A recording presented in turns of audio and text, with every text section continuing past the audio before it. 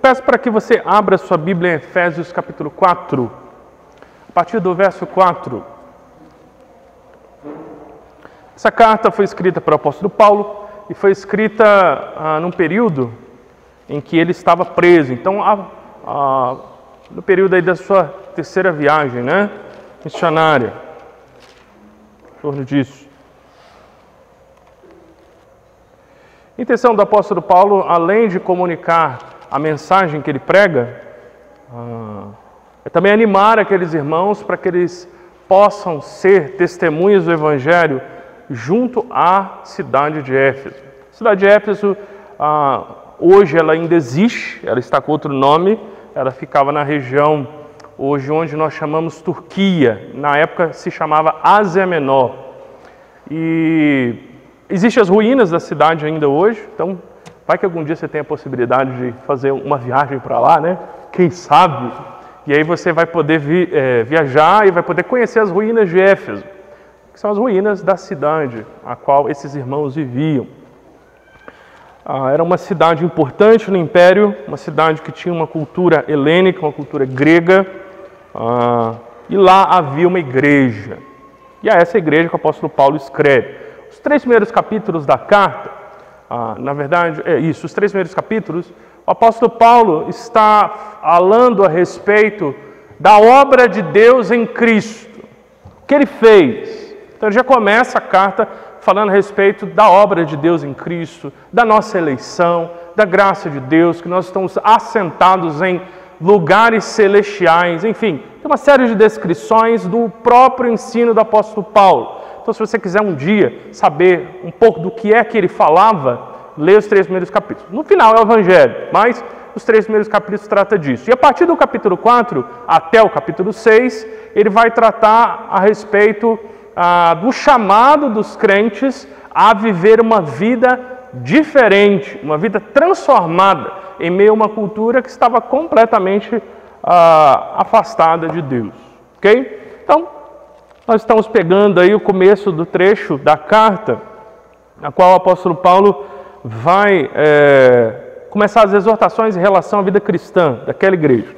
E, especificamente, nós vamos meditar essa noite do verso 4 ao 16. Então, peço para que você acompanhe comigo. Eu estou lendo na Almeida século 21, talvez a sua esteja um pouquinho diferente da minha, tá bom? Mas se você tiver Almeida atualizada ou Almeida corrigida, que são as mais comuns hoje, vai estar bem parecido, tá ok? Então aqui, Efésios 4, a partir do verso 4, diz: há um só corpo e um só Espírito, como também fostes chamados em uma só esperança do vosso chamado. Há um só Senhor, uma só fé, um só batismo. Um só Deus e Pai de todos, que é sobre todos, por todos e está em todos. Mas a graça foi concedida a cada um de nós conforme a medida do dom de Cristo. Verso 8. Por isso foi dito: subindo para o alto, levou o cativo ao cativeiro e deu dons aos homens. O que isso significa? Ele subiu, senão também desceu às partes mais baixas da terra. Aquele que desceu é o mesmo que também subiu, muito acima de todos os céus, para preencher todas as coisas. E ele designou uns como apóstolos, outros como profetas, outros como evangelistas e ainda outros como pastores e mestres, tendo em vista o aperfeiçoamento dos santos para a obra do ministério e para a edificação do corpo de Cristo, até que todos cheguemos à unidade da fé e do pleno conhecimento do Filho de Deus, ao estado do homem feito, à medida da estatura da plenitude de Cristo, para que não sejamos mais inconstantes como crianças, levados ao redor por todo o vento de doutrina, pela mentira dos homens, pela astúcia na invenção do erro. Pelo contrário, seguindo a verdade em amor, cresçamos em tudo naquele que é a cabeça, Cristo. Nele o corpo inteiro, bem ajustado e ligado pelo auxílio de todas as juntas, segundo a correta atuação de cada parte, efetua o seu crescimento para a edificação de si mesmo no amor. Vamos pedir a iluminação do Espírito Santo de Deus para que venhamos a entender essa passagem e não apenas isso, para que venhamos a ser movidos por esse mesmo Espírito a aplicar o que essa passagem exige de nós às nossas vidas. Esse é um dos maiores desafios, ok? Feche seus olhos, vamos orar. Senhor Deus, obrigado, Senhor, pela oportunidade de estarmos aqui te adorando. Senhor, tão importante quanto ouvir a Tua palavra é cantar louvores ao Senhor, é buscar a Sua presença em oração. Cada parte do culto é importante, Senhor, e demonstra como nós, de fato, levamos a sério a adoração ao Senhor. Nesse momento, Senhor, pedimos para que o Senhor nos dê entendimento da Tua palavra, Senhor. Nos dê a capacidade de compreender, que o Teu Santo Espírito nos ilumine e também, Senhor, nos impulsione, pelo poder dele, a cumprirmos a Tua vontade, descrita nessa palavra. É o que eu peço e agradeço em Teu nome, Senhor Jesus. Amém. Eu gostaria de falar a respeito de algo único. Várias vezes nesse trecho que foi lido, fala-se a respeito de uma, né, ou um. Então isso tem a ver com algo singular. Né? Singular é algo que é um só. E o tema é a singularidade da graça no corpo de Cristo. Paulo fala a respeito disso. Não sei se você já passou por uma situação na qual você recebe uma excelente notícia de que você foi convidado a fazer parte de uma equipe, um trabalho novo, em que você pode ter novas oportunidades, ou você tem a oportunidade de ganhar uma bolsa de estudos num curso bem interessante, você pode desenvolver a sua capacidade profissional. Não sei se você já passou por isso. Ou alguma outra boa notícia, em que você vai ter a oportunidade de participar de um desafio novo. Quando geralmente esse tipo de notícia chega a nós, a gente fica vibrando, não é verdade? É ou não é? Justamente. O que eu gostaria de fazer os irmãos pensar essa noite é a respeito do nosso chamado para ser igreja, para ser parte do corpo de Cristo. Quando nós entendemos o que é a igreja, quando nós entendemos o privilégio que nós temos de sermos chamados para ser igreja, e quando nós entendemos a obra de Deus em Cristo, a alegria que nós devemos sentir, se não for similar a uma situação como essa, deveria exceder. E nós vamos meditar nesse texto e ver como o corpo de Cristo, e a graça no corpo de Cristo é singular, ela é realmente algo único. Da mesma maneira que a gente recebe, né, uma excelente notícia. Eu me lembro quando a minha esposa fez o exame, né, para saber se ela estava grávida. Vocês vão ver que eu uso bastante minha esposa em ilustrações. Ok? E aí a gente pegou o exame e sentamos no lugar onde ela trabalhava e ela ansiosa, né? E abrimos lá positivo. Eu lembro dessa cena até hoje. Uma boa notícia. Com isso vem todo o desafio de ser pai e mãe. Mas é uma excelente notícia. Quando nós entendemos o que Deus fez em nosso favor, nos chamando do mundo para fazer parte do seu corpo, da sua igreja, é algo novo, é algo desafiador, é algo que tem que nos impulsionar uma vida espiritual viva. Então você poderia pensar em uma situação a qual você já passou por isso. Irmãos, a igreja é o único lugar no mundo em que o nosso trabalhar para o Senhor traz resultados eternos. Não há nenhum outro lugar ou nenhum tipo de ocupação, um projeto que nós venhamos a participar em nossas vidas que traga resultados eternos, como fazer parte da igreja e trabalhar pelo reino estando na igreja. Nós devemos amar a igreja, muito. A grande ideia desse texto, a plenitude da graça de Cristo, é vista na singularidade da igreja e na sua missão. Na verdade, nós precisamos enxergar a obra de Cristo, a igreja, com outros olhos. E eu gostaria de acompanhar aí com os irmãos 3 maneiras diferentes que nós precisamos enxergar essa singularidade. A primeira delas, aí no verso 4 a 6, nós precisamos, irmãos, enxergar a singularidade da igreja. Não há nada igual à igreja no mundo inteiro e nunca houve nem jamais haverá. Nós somos chamados a participar de algo realmente singular. E você pode acompanhar comigo a partir do verso 4.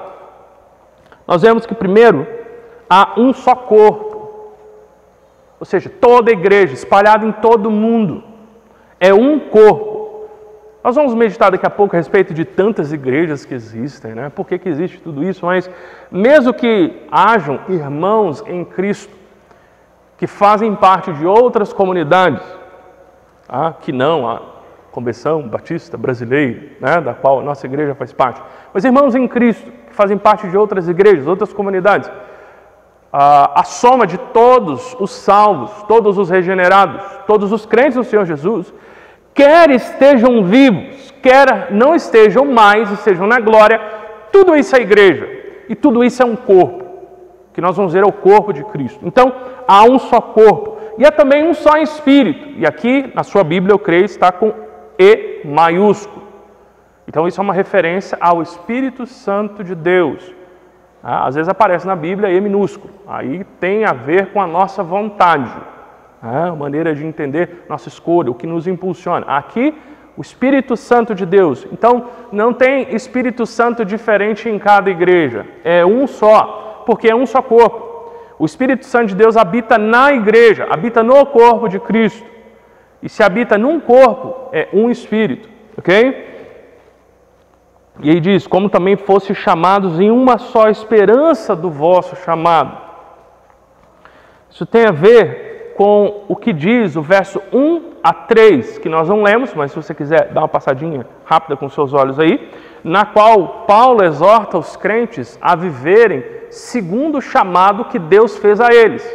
O que é esse chamado? É quando nós ouvimos a palavra de Deus, em qualquer circunstância, seja num culto, seja alguém compartilhando com a gente, seja às vezes no estudo na casa de um irmão, de uma irmã, né? Às vezes ouvindo uma rádio que prega o Evangelho, na internet ou algum outro meio, enfim, você tem acesso ao Evangelho.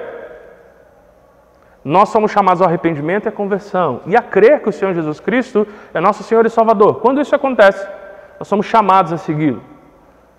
E somos chamados, portanto, a uma esperança.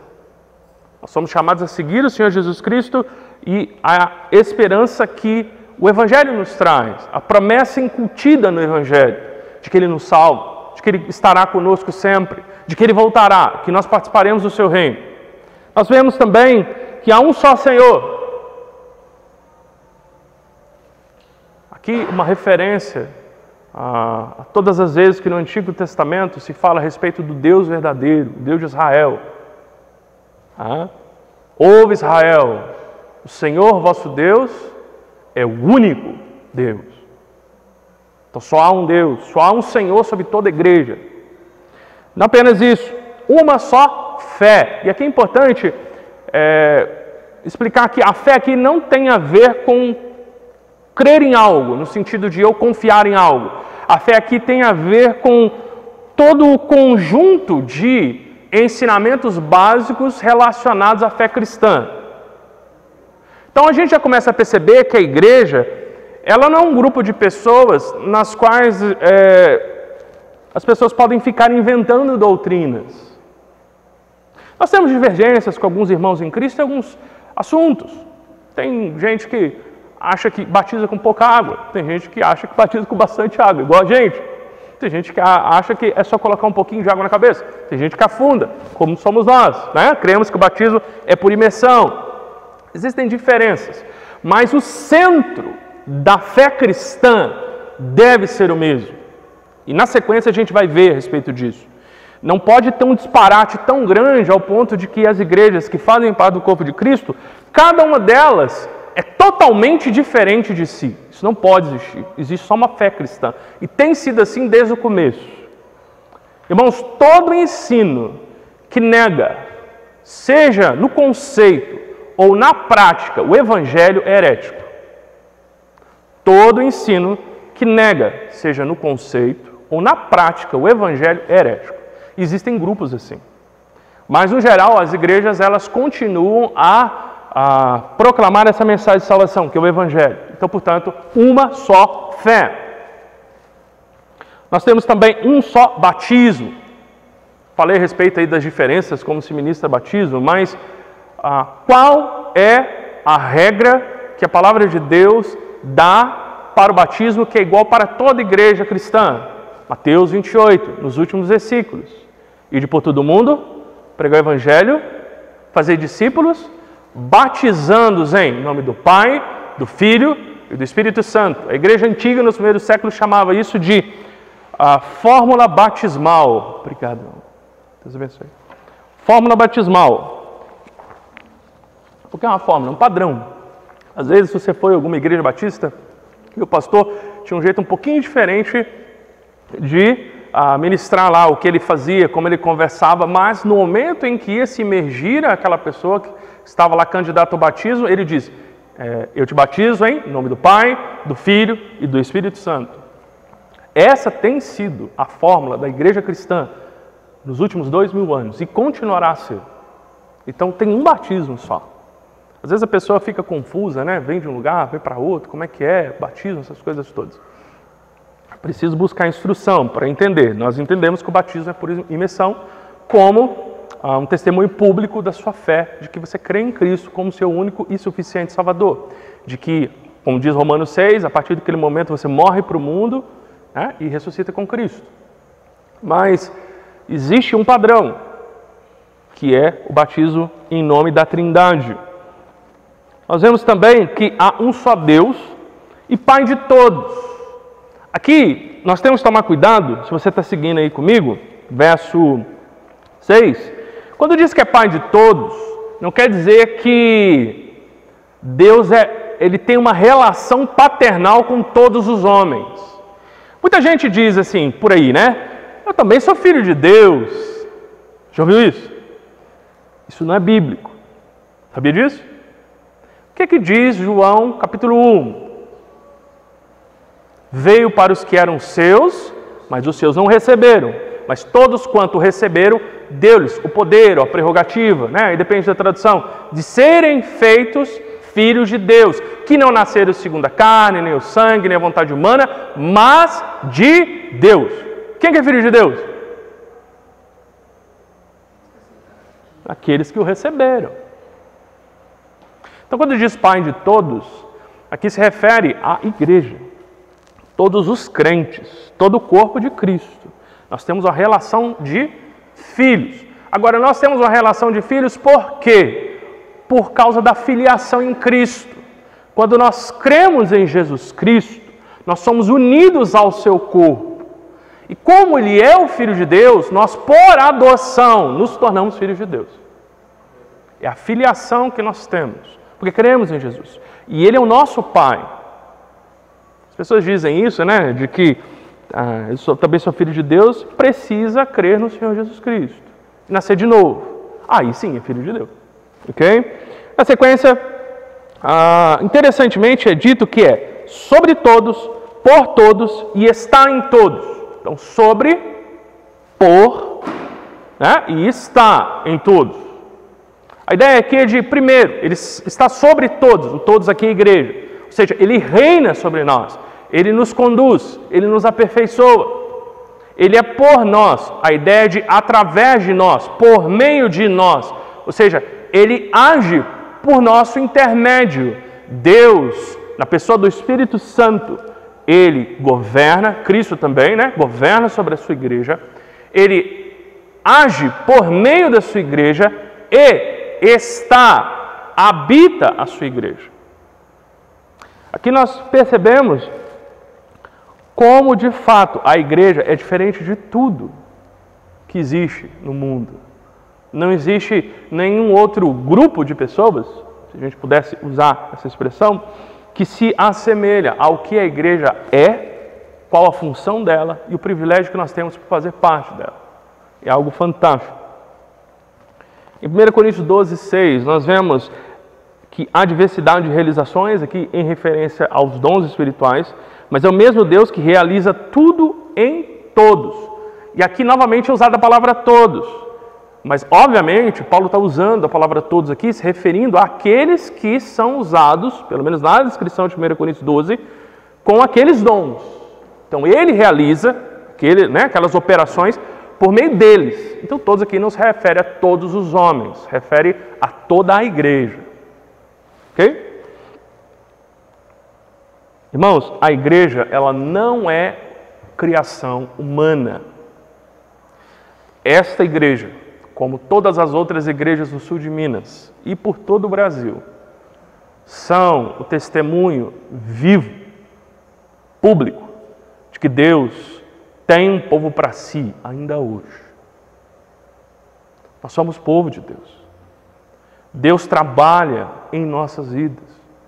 Nós não estamos aqui porque nós estávamos entediados ou buscando relacionamento. Pode ser que algumas pessoas até desejem hoje em dia fazer parte da igreja por isso.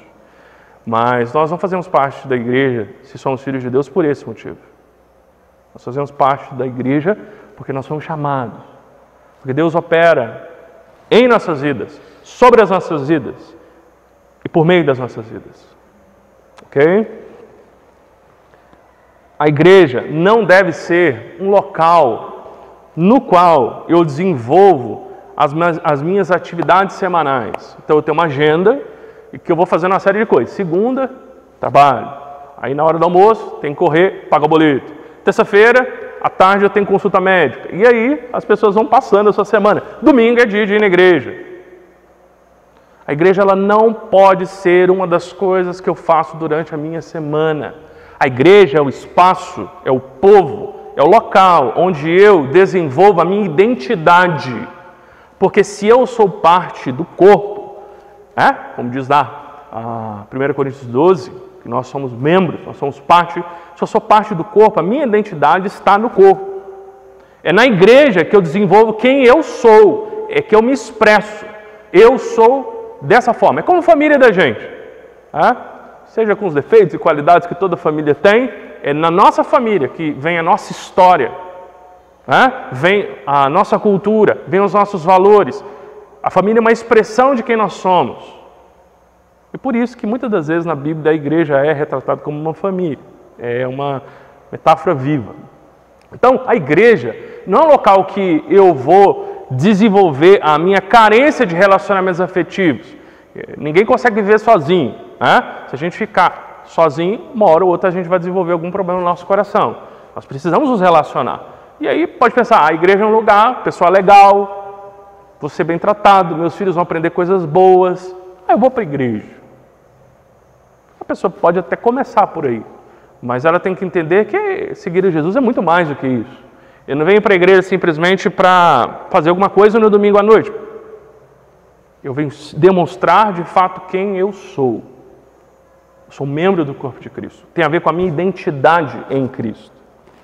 E não apenas isso, irmãos. Nós temos que pensar que Ele é preciosa. A igreja, ela tem um valor fantástico. Nós temos que amar a nossa igreja. Talvez você pense, pastor, mas tem tanta igreja por aí. As pessoas fazem parte de uma igreja, aí não está legal, ela vai para outra. Por que tantas igrejas? Meditando sobre isso, eu fico pensando às vezes que é como a família da gente. Então, a gente é filho, ou filha, mora com os pais. A gente se casa, o que a gente faz? Quem casa quer casa, Vai buscar a casa da gente, não é isso? Agora, por que a gente faz isso e a gente não gosta dos nossos irmãos? A gente não gosta da nossa família? Não. O que acontece é que as igrejas que compõem em sua totalidade o corpo de Cristo é formada por irmãos que, por meio de uma aliança mútua, existe um tipo de acerto entre os irmãos a respeito de responsabilidades e direitos e também de convicções do que crê. A igreja é muito grande, glória a Deus por isso, mas existem convicções diferentes. Então, para que os trabalhos pudessem se desenvolver com mais propriedade, vamos colocar assim, os grupos se dividem. É igual, a gente casa e vai para a casa da gente. Quando dá saudade do pai e da mãe, chega no domingo, vai aonde? Vai se juntar, ok? Mas terminou, cada um para sua casa. Igreja assim também. Nós aqui é como se fôssemos uma família. Nós fazemos parte dessa família, nós vivemos nessa família. Nós militamos, lutamos, suamos, oramos, choramos, nos alegramos nessa família. Mas nós temos que estar cientes que existem outras famílias que todas elas fazem parte da família de Deus. Nós temos as nossas convicções, cremos nelas, mas existem outros crentes além de nós. Então, por isso que existem tantas igrejas, mas existem lugares que não são igreja, e a gente tem que tomar cuidado. A liberdade religiosa é uma bênção, mas ela traz consigo a responsabilidade. E hoje, não é difícil uma pessoa abrir um lugar e colocar uma placa de igreja e dizer que aquilo é igreja.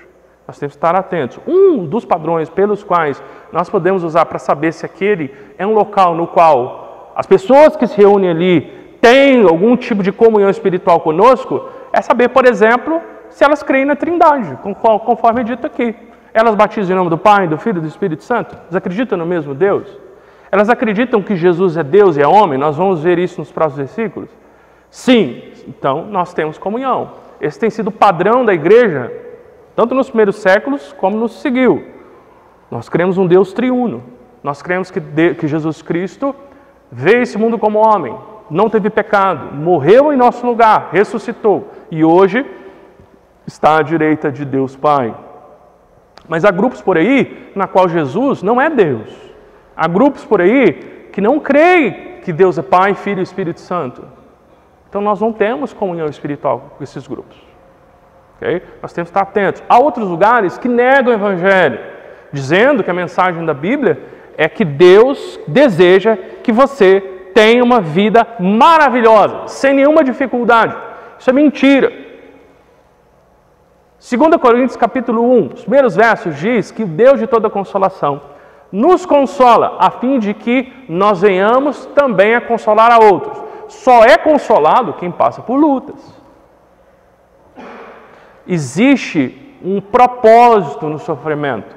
Tiago diz, irmãos, se alegrem grandemente todas as vezes que vocês passarem por vários tipos diferentes. É uma palavra só no original, mas a ideia é por vários tipos diferentes de tribulações, de lutas, de dificuldades. Então, toda mensagem que diz que o Evangelho é a minha felicidade plena nessa vida, é uma mensagem que está pervertendo o Evangelho. Eu e você não temos comunhão espiritual com aquele grupo. Não é uma só fé? Não é? Essa fé é uma fé diferente. Tanto bíblica quanto historicamente é diferente. A igreja nunca confessou isso. A Bíblia não diz isso. Então nós não temos comunhão. A igreja ela tem algumas divergências menores, secundárias, mas existe um núcleo no qual nós sabemos que ali está a fé cristã. Sabendo então da importância da igreja, você tem agradecido por fazer parte da igreja? Nós podemos dizer, irmãos, nós somos a igreja de Jesus Cristo. Nós cremos no Evangelho que a Bíblia professa. Nós temos a oportunidade de ouvir a palavra de Deus e crer nela. Eu creio que a maioria, ou uma parte significativa dos irmãos aqui, confessaram publicamente a sua fé em Jesus Cristo por meio do batismo. Ok? Então, nós fazemos parte da igreja. Você tem agradecido por isso? Isso é um privilégio. Então, nós vimos que precisamos enxergar a singularidade da igreja. A igreja é importante. Nós também precisamos enxergar a singularidade da graça de Cristo. O que Cristo fez? Na sequência, versos 7 a 10. Fala a respeito da graça que foi concedida a cada um de nós, conforme a medida do dom de Cristo. Qual é a medida do dom de Cristo? É imensurável. O que Ele fez não tem como nós medirmos. É algo fantástico, grandioso, imensurável. Então aqui Paulo está enaltecendo a graça de Deus. Na sequência do verso 8 e 9, algo interessante. Paulo vai citar um trecho, né? Algumas Bíblias aí talvez tenham um recuo. Então ele diz, por isso foi dito, subindo para o alto, levou o cativo ao cativeiro e deu dons aos homens. O que significa que ele subiu, senão que também desceu às partes mais baixas da terra. Quando Paulo diz aqui que subiu para o alto, é uma referência após a ressurreição, à ascensão de Jesus. Então você vê isso lá em Atos capítulo 1, a descrição de quando Cristo é assunto aos céus. Lembrando que a Bíblia diz que somente Jesus Cristo é assunto aos céus. Existem pessoas por aí que dizem que há mais uma pessoa que foi assunta aos céus. Mas é só Jesus que foi assunto. O que é assunto? Ser assunto? Subir aos céus. Ok? Então ele sobe aos céus, a sua ascensão. e ele leva cativo o cativeiro. Ou você pode colocar na sua leitura aí, talvez a sua tradução esteja dessa forma: levou cativo muitos prisioneiros, ok?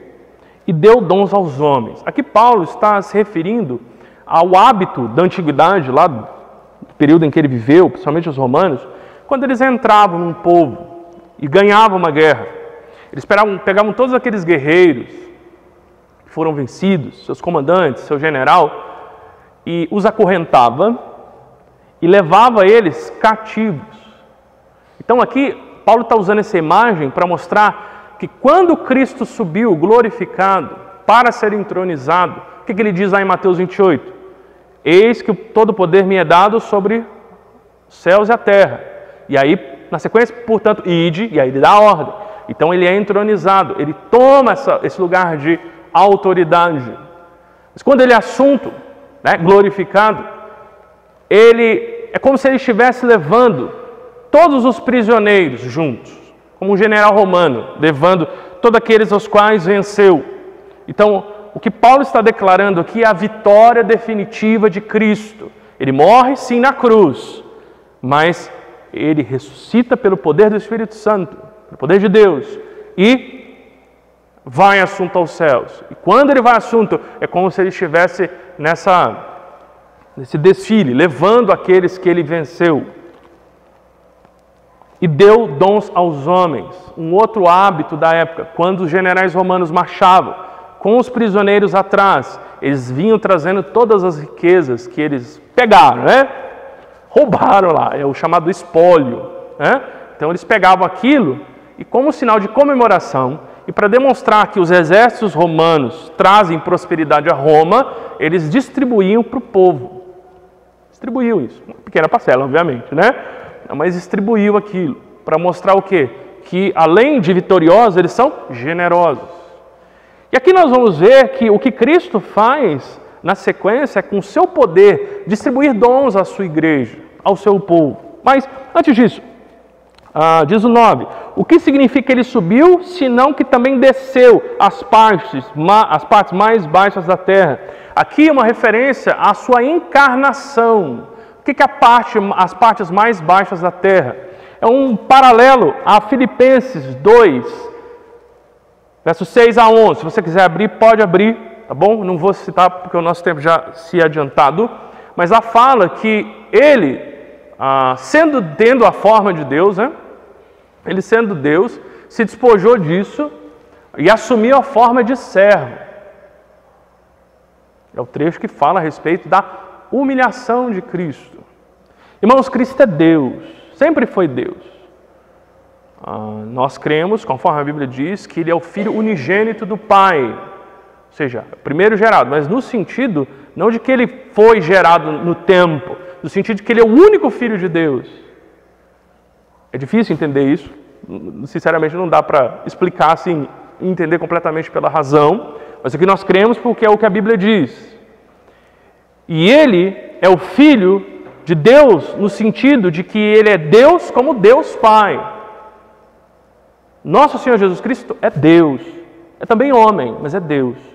E Ele deixar a sua posição de Deus para se encarnar nesse mundo caído, limitado, arrebentado pelo pecado, é uma humilhação. A encarnação é uma humilhação de Cristo, em nosso favor. Ele tomou a forma humana, ele desceu às partes mais baixas da terra. Aqui não é a ideia de que ele foi à sepultura, é a ideia de que ele veio nessa forma humana, ele se encarnou. E aí diz, aquele que desceu é o mesmo que também subiu muito acima de todos os céus para preencher todas as coisas. Ou seja, ele desce, se encarna, cumpre a sua missão, morre pelos nossos pecados, ele ressuscita, também como sinal da aceitação da sua morte em nosso lugar. Se Cristo tivesse pecado, a morte dele não seria de um cordeiro sem mancha. a morte dele não teria sido eficaz no sentido de nos salvar, mas porque ele não tinha pecado. Ele voluntariamente morreu em nosso lugar e ressuscitou. A ressurreição é o sinal da aceitação da obra de Cristo em nosso favor. E não apenas ressuscitou, foi assunto aos céus e hoje reina com poder. Ele é o nosso Senhor, Ele é o Senhor da igreja, Ele é o Senhor dos senhores, é o Rei dos reis. A palavra de Deus diz que por meio dele todas as coisas foram criadas e nada do que foi criado veio existir. Diz que pelo poder dele todas as coisas são sustentadas. Ele tomou sua posição de Deus, mas ele desceu e depois subiu, no sentido de que agora ele está exaltado. Para quê? Preencher todas as coisas. Hoje ele é rei, ele reina nos céus, mas ele não reina apenas nos céus, ele reina na terra. Ele reina no meio do seu povo. Ele reina no meio do seu povo. Por isso que se voltar contra a palavra de Cristo é se voltar contra o Rei dos reis, contra aquele que foi exaltado, aquele que domina de fato. Então a ideia de preencher é que sua autoridade preenche não apenas os céus, mas toda a terra. O seu domínio não tem limites. Pastor, mas eu conheço um monte de gente que não conhece Jesus. Eu conheço um monte de gente que é blasfema sobre Jesus.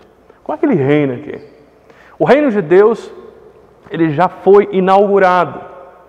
Ele já é real hoje. Irmãos, a conversão é um milagre. A conversão é um milagre. Alguém nascer de novo é um milagre. Ninguém é convencido de fato a crer no Evangelho, nascer de novo e ter outro coração por argumentos. Nós somos convencidos pela ação direta do Espírito Santo de Deus em nossos corações, quando nós ouvimos o Evangelho. E quando isso acontece, nós nascemos de novo. E quando nós nascemos de novo, Cristo passa a reinar no meu coração. Coração aqui no sentido da minha mente, meu centro de decisões. Ele reina sobre nós. Tenta convencer alguém a fazer alguma coisa que ele não quer. Como é que é isso? É ruim, difícil, né? Pois bem, Jesus Cristo, por meio da sua palavra e a ação do Espírito dele, trabalha em nossos corações e nos convence de um pensamento e decisão contrário, porque ele reina em nossas vidas. E todas as vezes que alguém aceita Cristo e se submete a ele, o reino de Deus avança mais um pouco.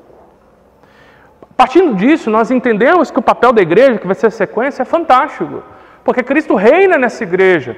E essa igreja tem um papel de levar esse evangelho do reino para que outros também se submetam. Porque conversão não é você acreditar que Jesus Cristo existiu, que Ele morreu e que Ele ressuscitou.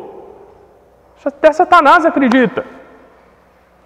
A conversão tem a ver com uma mudança de pensamento, mudança de entendimento e, acima de tudo, mudança de desejo.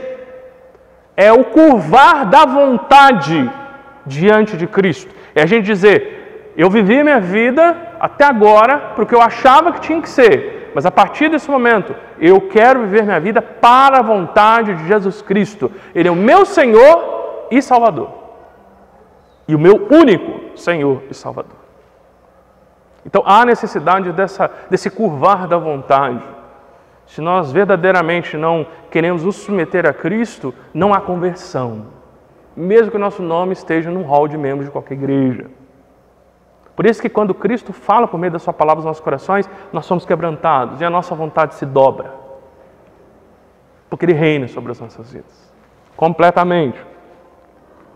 A igreja ela manifesta o reino de Deus, o domínio de Cristo entre os salvos, assim na terra como nos céus. A igreja é testemunha viva da obra de Cristo. Só existe igreja porque Cristo veio ao mundo e cumpriu sua obra. Todas as vezes em que alguém acreditar ou disser que a igreja é todo tipo de coisa ruim, que vira e mexe a gente ouve por aí, irmãos, você tem que estar ciente que você faz parte de um povo que é o povo de Deus, que veio à existência por um milagre. E é por um milagre mesmo. Um tempo atrás eu ouvi um pastor, o pastor Luiz Saião, dizer: a igreja há 2000 anos, o povo briga, inventa heresia, racha, faz todo tipo de coisa ruim e não acaba. Isso é prova de que a igreja é de Deus mesmo, porque se não for, já tinha acabado faz tempo. Toda igreja tem lutas, tem dificuldades, tem irmãos ou irmãs que infelizmente ainda precisam de um coração transformado, mas ela continua a existir. Eu não sei se vocês sabiam, o século XX e agora já o XXI, é o período da história da igreja em que mais cristãos são mortos por sua fé em Jesus Cristo. Há muitas pessoas hoje que têm que escolher se elas vão negar Jesus Cristo e viver, ou se elas vão confessar Jesus Cristo e vão morrer, ou vão passar muitos anos numa cadeia. Irmãos, ninguém perde a sua vida, perde a sua família, perde os seus bens, perde a sua liberdade por algo que simplesmente foi inventado por homens. Ninguém faz isso. A igreja é uma obra sobrenatural de Deus. Você fazer parte dela é o agir de Deus na sua vida. E por meio da sua vida. Algo fantástico. A igreja é a agência do reino de Deus. E por ela, nós somos alcançados pela graça de Deus. Por isso é que a singularidade da graça de Cristo. A graça de Cristo é algo único. Por meio da graça de Cristo, Ele cria a igreja e a capacita. Não sei se você já encontrou pessoas que estão fora da igreja. Não sei o contexto aqui, a gente está chegando recentemente. Mas esse tipo de alerta serve para todos. Às vezes vai conversar com a pessoa e a pessoa diz, eu não estou na igreja, mas eu estou bem, eu ainda creio em Deus. Irmãos, guarde a coisa no seu coração.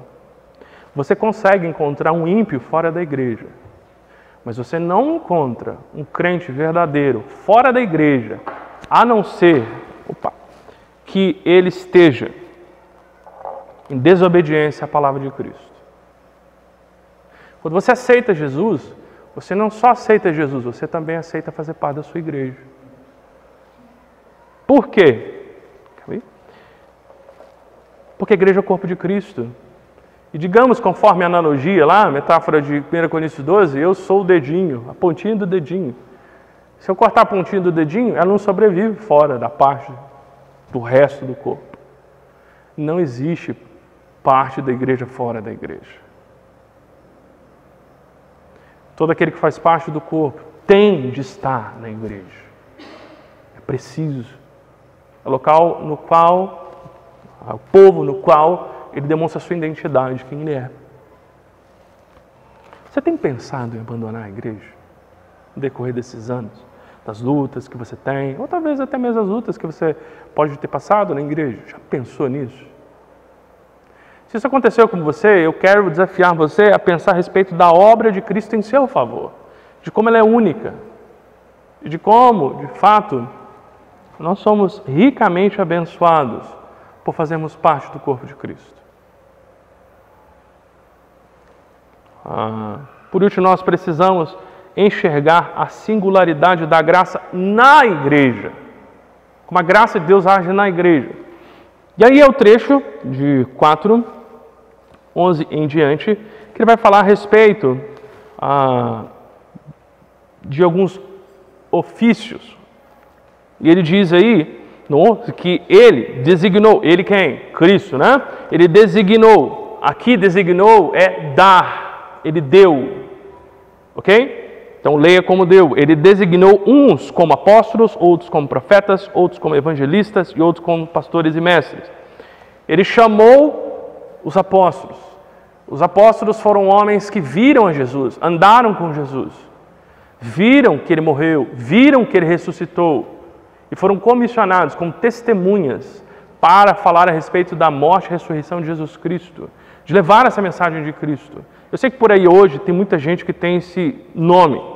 Se a pessoa está dizendo apóstolo no sentido de que ela é um missionário, alguém enviado, até vai. Mas se ela está dizendo que ela é um apóstolo, tem até apóstolo hoje, né?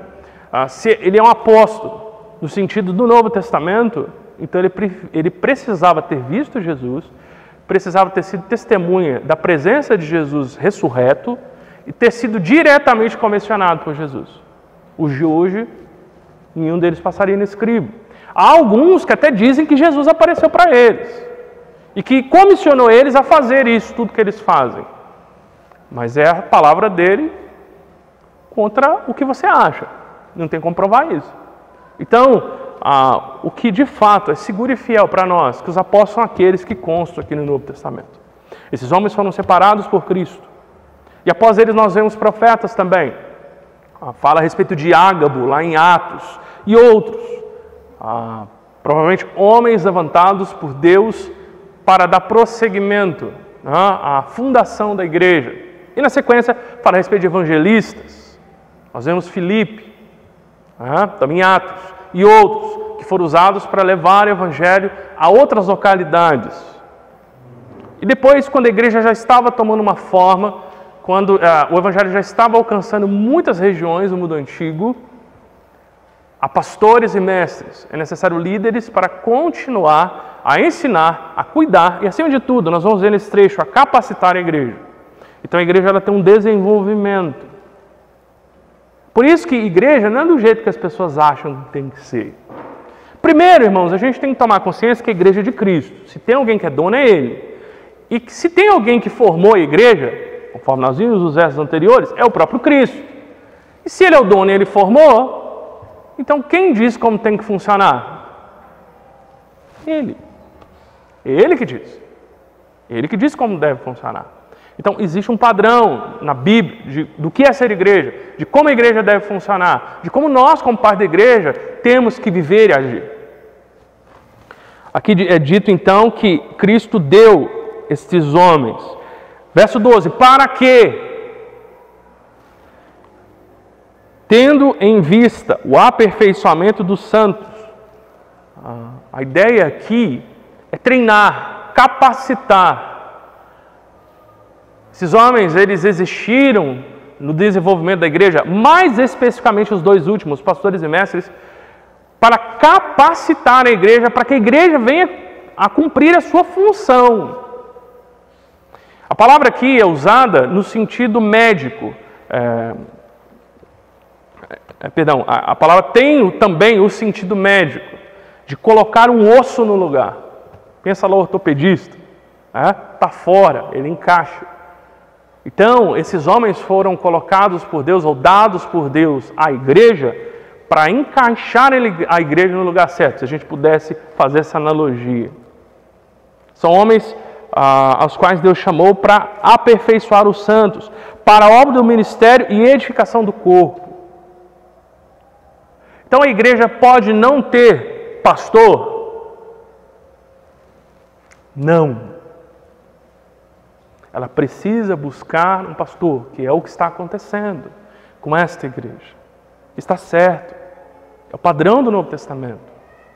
Para que esta igreja continue o seu processo de edificação e amadurecimento. Ok? Nós vemos também, em verso 13, até que todos cheguemos à unidade da fé e o pleno conhecimento do Filho de Deus, ao estado de homem feito, à medida da estatura da plenitude de Cristo. Ou seja, esse desenvolvimento, esse aperfeiçoamento, a edificação do corpo, ele vai continuar até que haja unidade da fé, até que a igreja não tenha mais divisões, até que a igreja consiga ser madura. É isso que quer dizer aí, pleno conhecimento do Filho de Deus, saber de fato quem Jesus é, ter um relacionamento maduro com Ele, Ele ser real em nossas vidas. Irmãos, Deus deseja que nós tenhamos um relacionamento cada vez profundo com Jesus. É o desejo dele. Que nós sejamos homens feitos, maduros, e que cheguemos à medida da estatura da plenitude de Cristo, para que nós não sejamos, como diz o verso 14, inconstantes como crianças. Hebreus 6, verso 1 até o 4. Lá o autor está exortando aquela igreja a amadurecer, a deixar de crer naqueles fundamentos da fé, no básico, e amadurecer o seu relacionamento com Jesus, a tal ponto que a vida deles vai ser usada em serviço do reino. Não amadurecer traz danos para a nossa vida espiritual, irmãos. E não é tempo de igreja que é sinônimo de amadurecimento. Há pessoas que estão na igreja há anos e ainda são imaturas. Nós precisamos de fato amadurecer. Dia a dia, semana a semana, ano a ano. Precisamos aprofundar o nosso relacionamento com Jesus. Precisamos deixar de ser criança e buscar ser a estatura de homem feito. É para isso que Deus capacita a sua igreja. Deus quer que nós amadureçamos na vida espiritual. Muitas das vezes pela dor, pela dificuldade. Mas conforme Romanos 8 diz, os que de antemão conheceu, os predestinou. E aí a gente fica, legal, Deus me elegeu, eu sou alguém que Deus escolheu para ser salvo. Mas a sequência do verso diz, verso 28 e 29, para serem feitos segundo a imagem de seu Filho. Deus nos chamou para sermos cada vez mais parecidos com Jesus. Sabe aquela situação que você não sabe o que você faz? A gente tem que se perguntar o que Jesus faria. E aí é que vem a dificuldade. Como é que eu vou ser igual a Jesus? Ok, eu preciso amadurecer a cada ano, de caminhada com Deus, para que eu possa ter a mente de Cristo, agir de Cristo, o sacrifício da minha vontade, e ser cada vez mais parecido com Jesus. E agir como Ele, amadurecer na fé. Isso vai exigir sacrifício, isso vai exigir amor incondicional a Deus e a sua igreja. Custa. Mas não foi isso que Jesus fez? Ele não se entregou em favor da igreja? Justamente. Então, nós precisamos crescer a cada dia, para não sermos levados ao redor por todo o vento de doutrina, pela mentira dos homens, pela astúcia na invenção do erro. Aqui, provavelmente, Paulo está tratando com um grupo de falsos mestres naquela igreja de Éfeso, ou igreja de Éfeso. Porque ele começa o trecho falando de uma só fé, um só Senhor, um só batismo. Ele está afirmando algumas características elementares e fundamentais da igreja, que provavelmente esses homens, esses falsos mestres, estavam contestando, estavam distorcendo. Então, nós precisamos amadurecer, conforme Pedro diz no final da sua carta, na graça e no conhecimento de Deus, para que nós não sejamos levados por todo tipo de ensino errado, para que as pessoas não nos enganem, para que elas não façam estar crendo em algo que a igreja não deve ensinar ou não deve crer. Nós precisamos amadurecer no conhecimento da palavra de Deus, da graça de Deus. Verso 15, pelo contrário, seguindo a verdade e amor, cresçamos em tudo naquele que é a cabeça. Está vendo? Quem comanda a igreja? Cristo. Cristo. Cristo é a cabeça. Eu estou aqui por causa de Cristo. E por causa do corpo de Cristo, que é a igreja, a qual devo amar. Às vezes a pessoa pensa, né? Nossa, mas a igreja é fantástica. Mas eu ainda não achei essa igreja fantástica que a Bíblia diz. Irmãos, nós estamos em processo de amadurecimento. Há pessoas com diferentes dificuldades dentro da igreja. Mas se nós mesmo assim amamos a igreja, que Deus chama de santa, aí você pensa, nossa, mas de santa não tem nada, pastor. Mas a palavra de Deus diz que nós somos santos. Não completos no sentido de chegamos aonde deveríamos chegar, mas Deus nos separou, nós somos um povo separado, nós somos um povo seleto.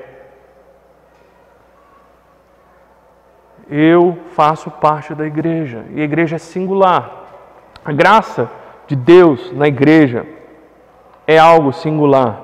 Nele, o corpo inteiro, e olha que interessante, agora, para terminar, bem ajustado e ligado pelo auxílio de todas as juntas, é como se cada parte do corpo estivesse encaixadinho.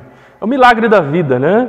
Quando há um bebê chegando, é incrível como aquela célula pequena vai se dividindo, e vai formando corpo, as semanas vão, né, avançando, e como dali Deus, por seu poder, permite que um ser humano, que é o organismo mais complexo que existe no universo que nós conhecemos, esteja perfeito, bem encaixadinho. A igreja, nesse sentido também, cada um de nós é uma parte encaixada, ajustada. Quando isso acontece, ele efetua o crescimento para a edificação de si mesmo, no amor. Irmãos, a igreja é um organismo, é um corpo. todo organismo cresce. Eu sei que às vezes a pressão, o desejo de crescer é algo que está presente em nossos corações, tanto de pastores quanto de membros da igreja. Principalmente nós, pastores, desejamos ter uma igreja grande, com bastante gente, que busca o Senhor, né? Temos guardado no nosso coração em relação a isso. Mas a igreja, ela cresce, porque ela é um organismo. Mas tem de estar bem ajustado. O organismo, ele tem que ser saudável. Se o organismo é saudável, ele cresce. Quando a igreja ela está bem ajustada, quando cada um de nós cumpre o seu papel, quando cada um de nós está ocupando o lugar que Cristo deseja para nos usar, bem ajustadinho, o corpo cresce. Há lugares e pessoas que eu não conheço, que eu não estou, mas os irmãos estão. Deus deseja usar a sua vida, a minha vida, a vida de cada um dos que aqui estão, para que pessoas sejam alcançadas pelo Evangelho. A sua vida é um instrumento de Deus no serviço do reino de Deus dentro da igreja. Por isso não é responsabilidade só do oficial, do pastor, ou do membro de diretoria, ou do líder da igreja, efetuar o crescimento e o servir na igreja. É responsabilidade de todo o corpo. Então, resumindo, quer uma igreja grande, com bastante movimento, muitos ministérios, abençoado, fazendo a diferença na cidade, cada um de nós cumpre o papel que tem que cumprir dentro do corpo. Eu garanto, se nós estivermos de fato tendo Cristo como cabeça, se Ele ocupar o centro das nossas vidas, o corpo de Cristo vai crescer. Sabe por quê? Porque se a igreja for como o mundo, as pessoas não vêm para a igreja porque ela já tem o mundo, não tem nada de diferente. Mas se a igreja é o corpo de Cristo, se ela de fato, esse organismo vivo, celestial, esse algo diferente, as pessoas vão ver que a igreja é um local diferente do qual elas convivem. Elas vão ver como Deus transforma em Cristo a vida das pessoas. E elas buscarão essa diferença para si. Então, cada um de nós tem que cumprir o papel que nos cabe. Interessantemente, diz edificação de si mesmo. Deus edifica sua igreja, dando a ela homens para capacitá-la, para treiná-la, para encaixá-la no lugar certo. Mas quem de fato trabalha na edificação da própria igreja é ela mesma, sendo movida pelo próprio Deus. Cada um de nós tem essa responsabilidade, que está sendo edificado em si mesmo e por si mesmo, através dele, Jesus Cristo. A igreja ela é edificada sem personalismos. Não é a igreja do pastor fulano. Como se aquela igreja cresceu por causa daquele pastor. Irmãos, toda igreja que tem um ministério relevante, por mais que haja um líder ou líderes que estejam trabalhando à frente, quando você vai olhar bem, você vai ver um batalhão de pessoas que entregou sua vida silenciosamente no serviço ao reino de Deus. E por causa do trabalho de todos em conjunto, por amor a Jesus Cristo, aquela igreja cresceu e foi relevante. Todos nós somos chamados ao trabalho. Então, a igreja não cresce com base em personalismos. Ela não se torna igreja de um homem, ou de um grupo de homens, ou de um grupo de pessoas da igreja. A igreja é de Cristo. E ela também não tem que usar métodos que não estão contidos na palavra de Deus. Ela, por exemplo, não tem que pregar um falso evangelho. Falar o que as pessoas querem ouvir. Porque nós cremos que o evangelho é poderoso para transformar corações. A partir do momento que nós não cremos mais nisso, nós negamos o evangelho. Há duas maneiras de se negar o evangelho. Primeiro, negando sua mensagem. Há grupos que fazem isso. Segunda maneira de negar o evangelho, e vocês podem depois acompanhar a sequência aqui que nós não vamos ver, Paulo dá uma série de exortações a respeito da vida cristã. A segunda maneira de negar o evangelho é negar a sua eficácia em nossas vidas. É dizer que nós nascemos de novo, mas vivermos uma vida de modo que seja demonstrado que esse novo nascimento não ocorreu em nossas vidas. É viver como um ímpio. Essas duas maneiras de negar o evangelho. Nós cremos que o Evangelho é poderoso para transformar.